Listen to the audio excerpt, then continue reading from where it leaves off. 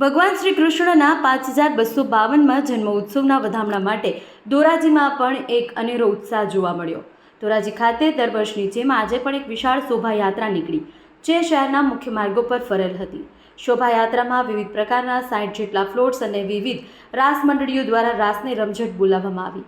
ખાસ કરી ઓપરેશન સિંદૂર પાર પાડનાર ભારતની નારી શક્તિને બિરદાવવામાં આવતી ફ્લોટ્સ લોકોના આકર્ષણનું કેન્દ્ર બન્યું હતું અને સને 1981ની સાલની એટલે કે સતત 44 વર્ષથી યોજાતી આ શોભાયાત્રાનું આ વર્ષે પણ ભવ્ય આયોજન કરેલ।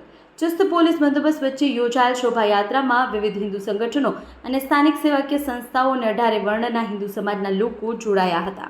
આજરોજ કૃષ્ણ જન્મોત્સવ નિમિત્તે ધોરાજીની અંદર ભવ્યથી અતિ ભવ્ય શોભાયાત્રા નીકળેલી હતી।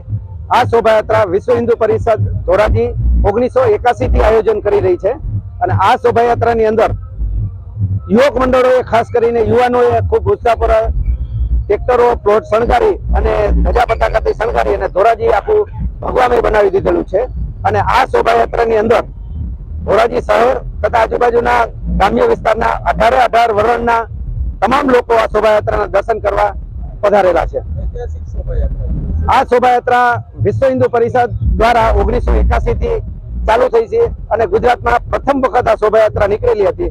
આમ આ શોભાયાત્રા ઐતિહાસિક શોભાયાત્રા ગણી શકાય। પ્રફુલ્લ જાની, વિશ્વ હિન્દુ પરિષદ ધોરાજીમાં 1981 થી જન્માષ્ટમી મહોત્સવ નિમિત્તે ભવ્ય શોભાયાત્રા નીકળવાની શરૂઆત થઈ છે। ત્યારથી આજ સુધી આ પરંપરા છે વિશ્વ હિન્દુ પરિષદ જાળવી રાખી છે। દર વર્ષે 60-70 જેટલા ફ્લોટની શોભાયાત્રા છે ધોરાજીમાં નીકળે છે। આજે પણ એ જ પરંપરાના ભાગરૂપે ધોરાજીમાં જન્માષ્ટમી મહોત્સવની રીતે વિશાળ શોભાયાત્રા નીકળી છે। આમાં અનેક ફ્લોટ છે જોડાયા છે। વિવિધ યુવક મંડળ, વિવિધ જ્ઞાતિ મંડળ પોતપોતાના ફ્લોટમાં ભગવાન કૃષ્ણ, ભગવાન શિવની ઝાંખીના દ્રશ્યો રજૂ કરે છે અને ધામધૂમથી આ ઉત્સવ છે એ ઉજવવામાં આવે છે। જય શ્રી રામ, જય શ્રી કૃષ્ણ। મહેન્દ્ર પટેલિયા, ધારાસભ્ય, ધોરાજી ઉપલેટા વિસ્તાર। ભગવાન કૃષ્ણનો જન્મોત્સવ તમામ નગરજનોમાં ઉપલેટા ધોરાજી વિસ્તારના ગામડાઓમાં લોકોમાં અલગ પ્રકારનો ઉત્સાહ જોવા મળ્યો છે।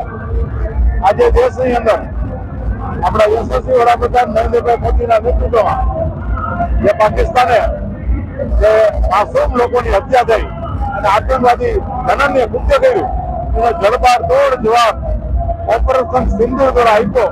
ત્યાર પછી લોકોની અંદર એક અલગ પ્રકારનો ઉત્સાહ જોવા મળે છે અને આ જન્માષ્ટમી મહોત્સવ આપણા ઉપલેટા ધોરાજી વિસ્તારના તમામ જાતિ જ્ઞાતિ ધર્મના લોકો એક સાથે મળી ઉજવી રહ્યા છે।